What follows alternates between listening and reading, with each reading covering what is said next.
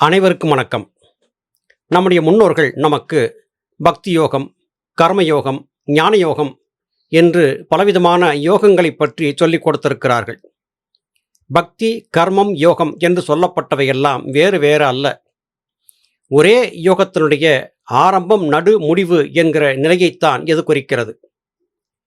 ஞானபிதா சுவாமி சிவானந்த பரமஹம்சர் அவர்கள் அருளிச் செய்த சித்த வேதத்தை முழுமையாக வாசித்து பார்த்தால் இந்த பக்தி யோகம், கர்மயோகம், ஞான யோகம் என்பதற்கான முழு விளக்கத்தையும் அறியலாம்.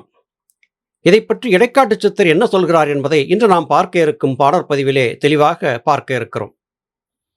இல்லறவே என்று ஆடுமயிலே, பத்தி இல்லவர்க்கு முத்தி சித்தி இல்லை மயிலே, நல்லறமே துறவரம் காணுமயிலே, எடுத்த நாதாந்த வெட்டவெளி நாடுமயிலே. முத்தி மோட்சத்தை பெற வேண்டும் என்பதுதான் நம்முடைய இந்த பிறவியின் நோக்கம். இந்த உண்மையின் தத்துவத்தை நாம் உள்ளூர உணர்ந்து கொண்டிருந்தால் ஒழிய நமக்கு ஏற்பட்டிருக்கும் மனமயக்கம், மாயை என்பது நீங்கி போகாது. இல்லற வாழ்க்கை வாழ வேண்டியதுதான், அதில் எந்த விதமான மாற்றம் இல்லை. அதே வேளையிலே இல்லற வாழ்க்கையிலே இருந்தாலும் கூட தூய பக்தியை பூண்டிருந்து நாம் ஞானத்தை நோக்கி நகர பழக வேண்டும். தூய பக்தி எவரிடத்திலே செலுத்துவது?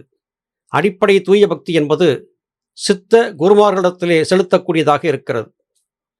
ஞானிகள் மகான்களிடத்திலே நாம் செலுத்தக்கூடிய முறையான குருபக்தி மற்றும் சரணாகதி ஆகிய இவைதான் முத்தி சித்திக்கான வழித்தடத்தை அமைத்துக் கொடுக்கின்றன. என்னதான் உலக வாழ்க்கை வாழ்ந்திருந்தாலும் கூட நாம் எல்லாவற்றையும் எவருடைய உதவியும் இன்றி அறிந்து கொள்ள முடியாது. பறவை இனங்கள், விலங்குகள், மிருகங்களை பார்க்கிறோம். அவற்றுக்கு யாரும் எதையும் சொல்லிக் கொடுப்பதில்லை. அவை தம்முடைய உணவை தாமே தேடிக்கொள்கின்றன. ஆனால் மனிதர்கள் மாத்திரம் தன்னுடைய தேவையை, தன்னுடைய உணவு மற்றும் தண்ணீர், வாழ்க்கை முதலாகிய விடயங்களை தங்களுக்கு முன்பு வாழ்ந்திருந்த முன்னோர்கள் காட்டிக் கொடுத்தபடியாகத்தான் செய்து பயணிக்க வேண்டியிருக்கிறது. நாம் எதை உண்ண வேண்டும், எதை உண்ணக்கூடாது, என்ன செய்ய வேண்டும், என்ன செய்யக்கூடாது என்பதற்கெல்லாம் நம்முடைய முன்னோர்களின் அனுபவ கருத்துக்கள் வழிகாட்டிகளாக நமக்கு வாய்த்திருக்கின்றன.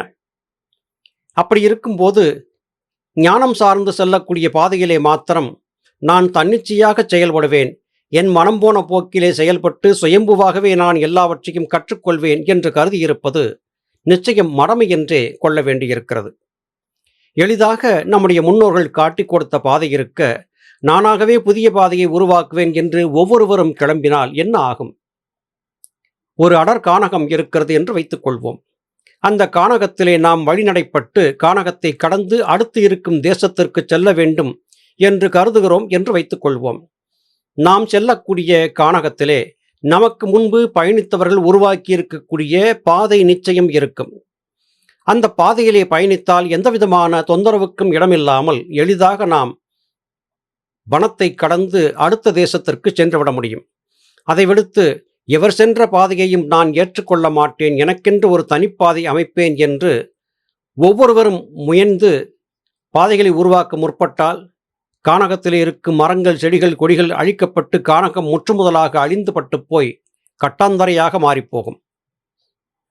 எனவே நம்முடைய முன்னோர்கள் நமக்கு சொல்லிக் கொடுத்த சரியான பாதையை சிரமேற்கொண்டு பயணிப்பது நம்முடைய ஞான பயணத்திற்கு எளிதானதாக இருக்கும் என்பது இடைக்காட்டு சித்தருடைய கூற்றாக இருக்கிறது. நல்லறம் கொண்டு இந்த உலக வாழ்க்கையிலே நீங்கள் வாழ்ந்திருக்கிறீர்களா? மனத்தை பராபரத்தினிடத்திலே சன்னிதானத்திலே வைத்தபடியாக உலக கடமைகளை எந்தவிதமான தவறும் செய்யாமல் செய்து வருகிறீர்களா?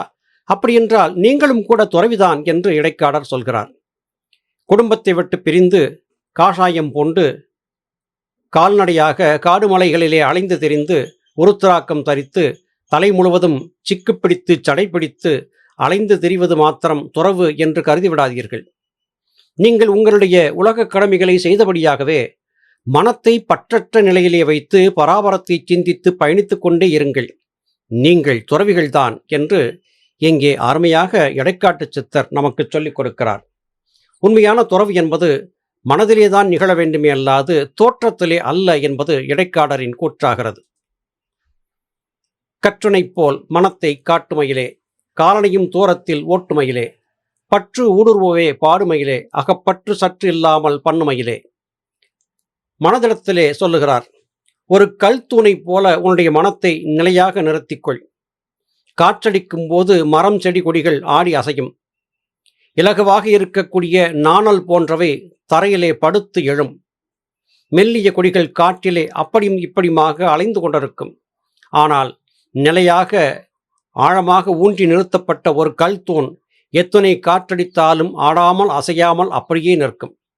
அந்த கல் தூணை போல உன்னுடைய மனத்தை நேராக நிறுத்தி பழகு. ஆரம்பத்திலே அது சற்று கடினமாகத்தான் இருக்கும். மனதை கல் தூணை போல நிறுத்தி பழகிவிட்டால் காற்றோ மழையோ புயலோ அந்த கல் தூணை எதுவும் செய்ய முடியாது.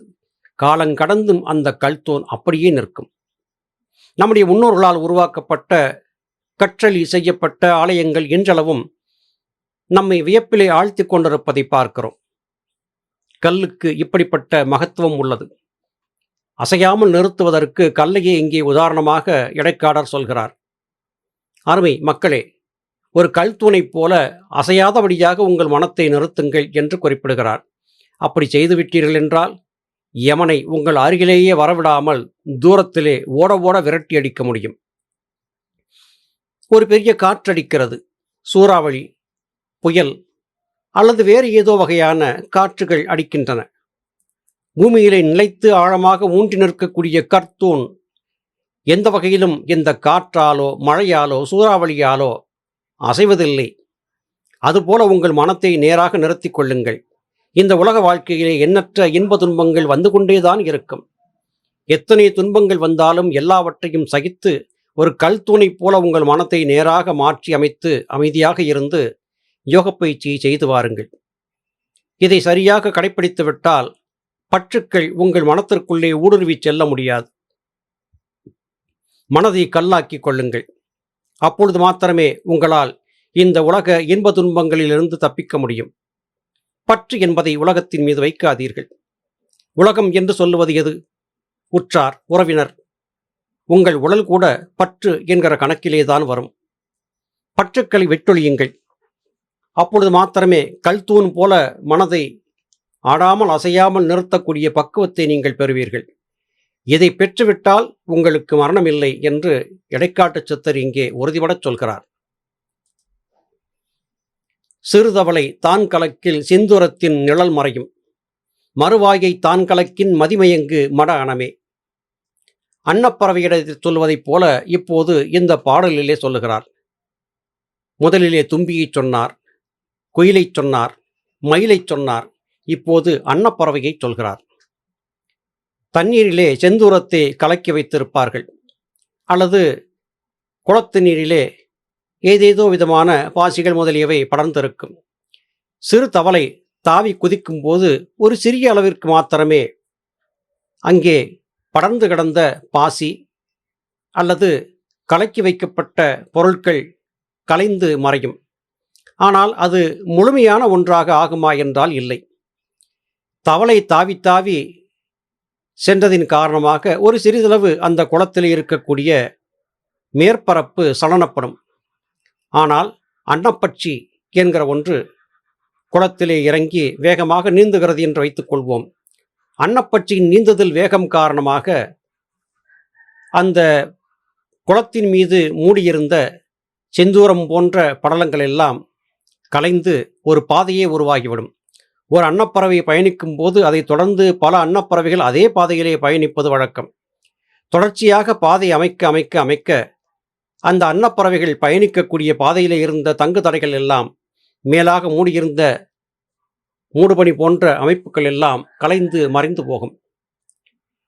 இதை இங்கே எதற்காக உதாரணமாக சொல்லுகிறார் என்றால், நம்முடைய முன்னோர்கள் ஞானிகள் மகான்கள் ஒரு பாதையை வகுத்து அந்த பாதையிலே பயணித்து பயணித்து பயணித்து அந்த பாதையை செழுமையாக்கினார்கள், செம்மையாக்கினார்கள். அந்த பாதையிலே நீங்கள் பயணிக்கும் போது முன்பு சென்ற அன்னத்தின் பாதையை தொடர்ந்து பயணிப்பதால் பின்னே வரக்கூடிய அன்னங்களும் இயல்பாக பயணித்து செல்லும். ஆனால் முன்னே சென்ற அன்னத்தின் உடலிலே மாத்திரம் அந்த குளத்திலே படர்ந்திருந்த செந்தூரம் முதலாகிய படிமங்கள் பரவியிருக்கும். அதை தொடர்ந்து வரக்கூடிய எந்த பறவையின் உடலிலும் இது போன்ற பாசி படிமங்கள் படியாது. இங்கே நமக்காக பாதை அமைத்து கொடுத்த ஞானிகள் மகான்கள் சித்தர்கள் தங்களுடைய கடுமையான உழைப்பால் தங்களுக்கு ஏற்பட்ட பற்பல விதமான இன்ப துன்பங்களை எல்லாம் சரியாக பாடமாக நமக்கு சொல்லிக் கொடுத்தார்கள். நமக்கு எந்த விதமான துன்பமோ அல்லது துயரமோ இல்லாதபடியாக எளிமையாக நாம் செல்ல வேண்டிய பாதையை அவர்கள் அழகாக வடிவமைத்து கொடுத்திருக்கிறார்கள். ஞானிகள் மகான்களால் வடிவமைத்து கொடுக்கப்பட்ட அற்புதமான பாதை இருக்கும்போது நமக்கென்று தனிப்பாதை எதற்கு? அவர்கள் கொடுத்த பாதையிலே பயணிப்பது ஆனந்தமானது தானே என்கிற கருத்தை இங்கே இடைக்காட்டு சித்தர் சொல்கிறார். குரு வார்த்தையை மீறி செல்லாதே. குரு சொன்னபடியாக உன்னுடைய பாதையை பயணத்தை அமைத்துக்கொள், அப்போது நீ வெற்றி காண்பாய் என்பது இடைக்காட்டு சித்தருடைய கூற்றாக இருக்கிறது. நல்லது சகோதர சகோதரிகளே, மீண்டும் அடுத்த பதிவிலே உங்களை சந்திக்கிறேன். அதுவரையிலும் நன்றி, வணக்கம்.